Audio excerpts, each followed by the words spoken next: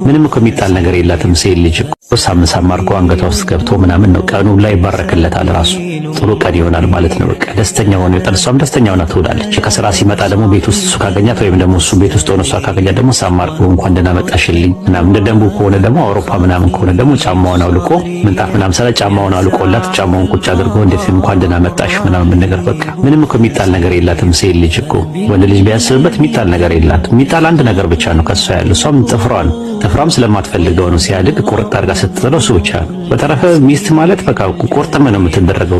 ሁሉ ነገሯ ይበላል ቁርጥም አድርጎ ማለት ነው። አድርጉልኝ አሁን ብሩኬ ጋር ልደውልለት የኔ ፍቅር ጋር እየደወልኩለት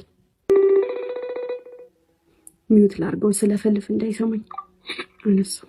ሄሎ ቡቡዬ ወይ የኔ ወድ ወይ በጣም ፈርቻለሁ የኔ ፍቅር በጣም ፈርቻለሁ። ቤት ውስጥ የሆነ ነገር እየታየኝ ነውና በጣም ነው የፈራሁት።